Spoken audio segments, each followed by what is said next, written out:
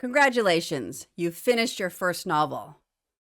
Whether it's your first or sixth novel, it's a great feeling to see it through to completion.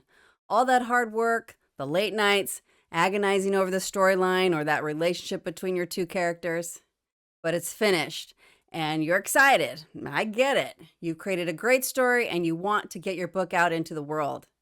I felt the same way when I finished my first book. For years, I told others I'm going to write a book, and I finally did it. No one can stop you now. You're on a roll. You've gained momentum. But here's the thing, and you may not like what I'm going to tell you next, but I'm going to tell you anyway because it's what I heard from a few agents, editors, and authors. And this is what they suggested, and it was a strong suggestion, and that was put your novel in the drawer and throw away the key. They said that first book was really practice only, a dry run, if you will. That's right, a dry run only. So you put that first book away, throw away the key, and now it's time to start writing. Start a new story. That was what they told me. It was appalling advice at the time. You're telling me to trash my perfectly perfect story?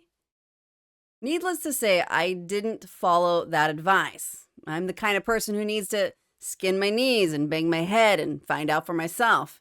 And although my first book is sort of cringy to me now, I learned a lot by not listening.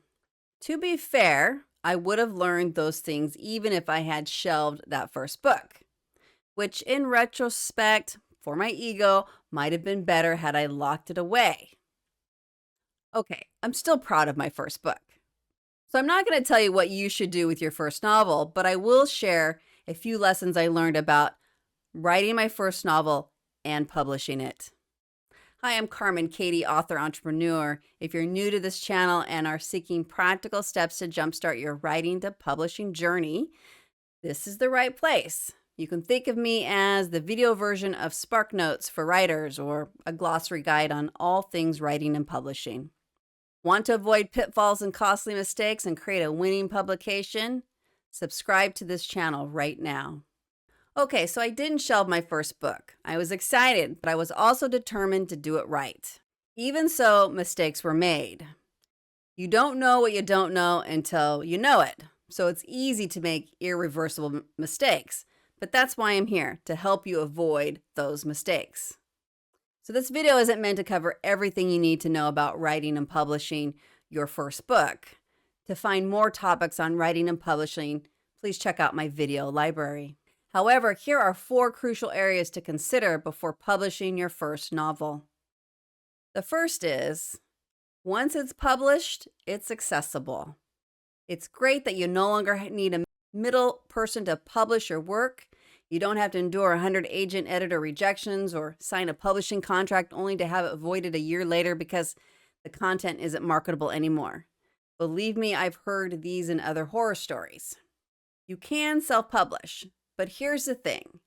If you choose to self-publish, it will be out in the universe. Your typos, your poor sentence structure, your failures to understand genre conventions, all of it will be out in the public.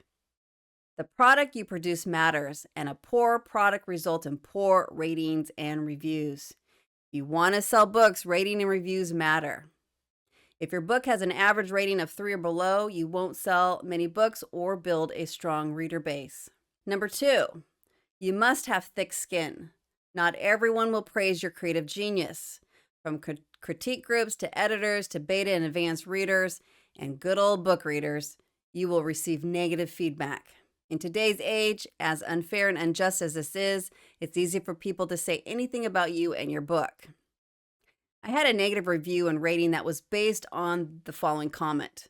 This genre isn't for me, so I didn't read past the first 2 chapters.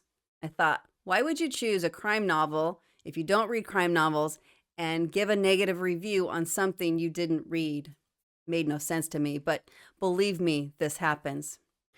Here's the thing. You need to understand readers don't appreciate all the hard work that goes into creating and publishing a book.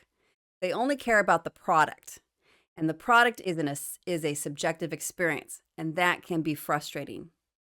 My agent and I were submitting a manuscript to publishers, and when we received feedback, it was all over the place. One agent enjoyed the characters, another didn't. Some liked the story, another, it didn't hook them. If you want to make a career out of writing, even if it's part-time, this is a long game. Do not do it for instant gratification. Your ego will be brutalized at times. Number 3, you're too close to your book to judge its merits. I know your story is amazing. You wrote it, so of course it is. And you should be proud. But don't let pride and arrogance shun the constructive feedback you receive. You hear that, right? I said constructive, not negative. There's a difference. You really are too close to your story to judge it objectively. You've been living in your story and characters' worlds for months, maybe even years. You need an outside perspective from people who aren't your family and friends. Let's face it, most family and friends are going to applaud your accomplishments. After all, they think you're great, or at least let's hope they do. Of course, you might have a family member who can be objective. I have critically constructive people in my family. A grade school teacher, a journalist, a professor, basically know-it-alls. Not only do I have thick skin, I also have a backbone, and I know when to disregard information they're giving me. It's best if you have editors, beta readers, perhaps a critique group, and book reviewers for objective feedback. I work with at least 2 editors and a handful of beta readers and use advanced readers or ARCs. I pay attention to the areas where there is consistency in their comments. For instance, in the second book of my Jack Calloway series, readers mentioned they were surprised when the story turned paranormal. The book cover didn't accurately depict the genre. A simple fix, you may think, but when you change even minor content in your book or book cover, you run the risk of having to purchase a new ISBN and barcode. There can be other costs associated with not having a polished book. Some publishing platforms will charge you again to upload your book with content changes.